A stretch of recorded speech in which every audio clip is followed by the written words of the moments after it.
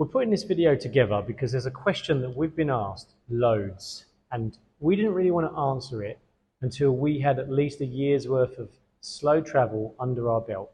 And that question is how much is this all costing you? You're a big family. You're getting on and off planes, in and out of Airbnbs. You look like you're having an amazing time. You're always by a beach or a pool, or you're climbing up a mountain.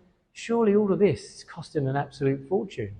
Well, we're going to tell you how much it's all cost us, and we're not going to hold back. You're going to understand everything about how much it costs for a large family on a slow travel journey in Southeast Asia.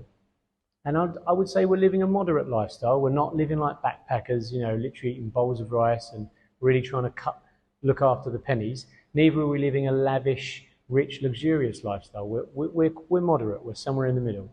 But you're going to know about all of our costs and what that is compared to what we were living like in the UK. So when I talk about how much it's costing us to slow travel through Southeast Asia as a large family, I'm also going to draw comparisons to how much it cost us to live our life in the UK. Because there are differences now. For example, we were spending money on a mortgage back in the UK, but we don't do that anymore. Now we're renting Airbnbs or we're in hotels. So in the UK, we'd be spending more of our time and money on refurbs and repairs and furnishings. But now we're slow travel. None of that means much to us because we'd rather spend our money visiting temples and going to beaches and climbing mountains, boat trips. These are the things that excite us. So this is where we're spending more of the money that we might have not spent in the UK. In the UK, we had a mortgage. And what comes with owning your own home?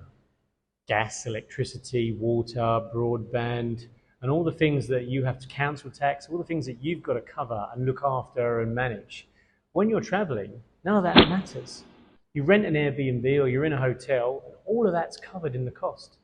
Another big cost in the UK for us was having cars. Running cars in the UK is not cheap. Insurance, tax, fuel, all that stuff, it all adds up. When you're in Southeast Asia, you don't have a car that you own. You're just bumming around in really cheap taxis, or you rent a bike. Sometimes we rented cars, but it's still much cheaper than the UK cost levels.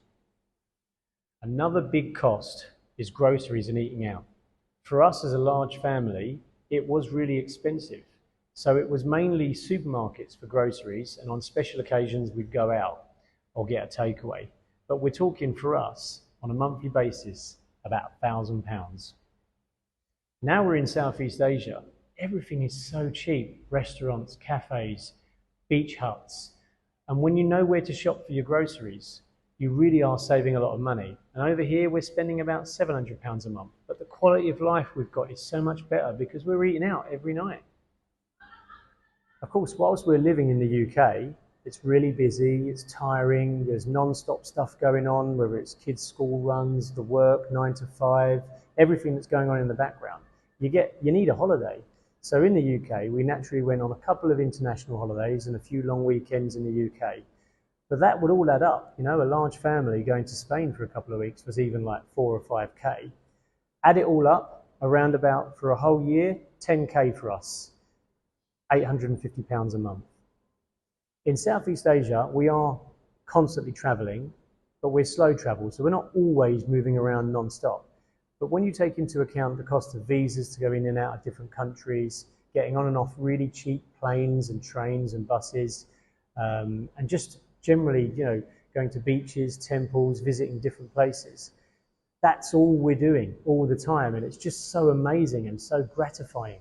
That comes to about the same amount, about £850 a month, 10K. But look at everything we're doing every day of the week. In the UK, we had all of the costs of schooling our children. That was, back and forth to the schools, school uniforms, after school clubs and classes, everything that came with children going to state school. We didn't send them to private school, so there was none of those costs. But when you add that all up, it was about £300 a month. As you know, we've taken our children out of school and we're homeschooling them now as we travel. So a lot of that stuff, a lot of those costs have gone away for us. The only things we pay for are online subscriptions to about 2 or 3 different maths, English websites, and that comes to about £30 a month. There are still a couple of things that we pay for whilst we're travelling that we're also paying for in the UK that haven't changed. Things like, private pension contributions, our life insurance plans, they're all still ticking away, and we've kept those direct debits going. So UK, Southeast Asia, same sort of cost. It was around about 60 quid a month. Now we get to the juicy bit, which is the totals. So our lifestyle in the UK, across all those different types of costs, which I'm sure you're very well aware of, as you probably have those costs yourself.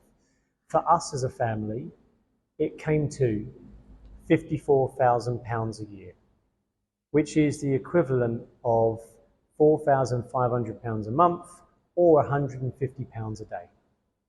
So Southeast Asia, taking into account all of those costs I've talked about that we don't have in the UK that are different, but also how much cheaper things are, like groceries, food, going out, moving around.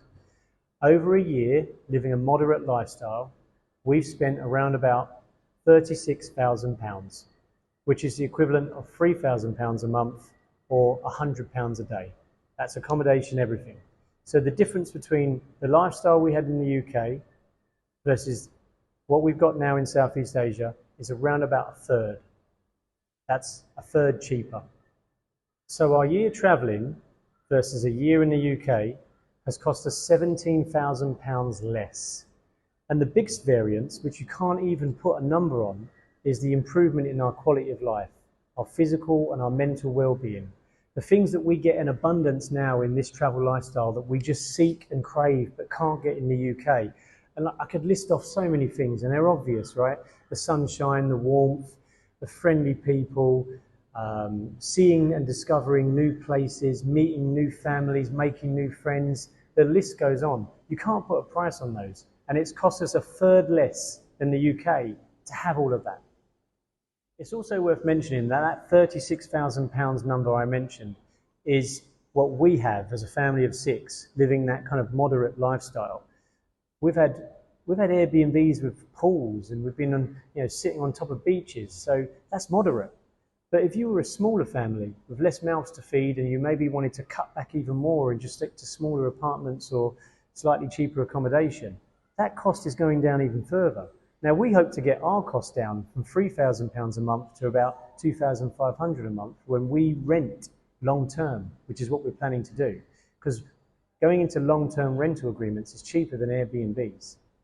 And the last thing I want to say, and I just hope this is very clear, is we're not trying to have a dig at anyone who's living a UK lifestyle and spending the amounts that I've just mentioned that we were spending in the UK. Not at all. There's plenty of people that are happy in the UK. We're just trying to address this curiosity that we've had from so many families and so many people who've said, how much is it all costing? Like, surely the places you're going and staying at, surely you're spending tons of money. Well, the reality is we aren't, and we're spending less, and we're having a better time than we've ever had as a family because we're together all the time. You can bring down costs even further if you look to avoid Airbnbs and you look at more long-term rentals. There are also things like house sitting, pet sitting. They've got websites which are basically with house owners saying, come and stay at our house in this place because we need our pets looking after, or we just need our house looking after. That's free. So you can really drive down those costs even more. I really hope you found this video useful.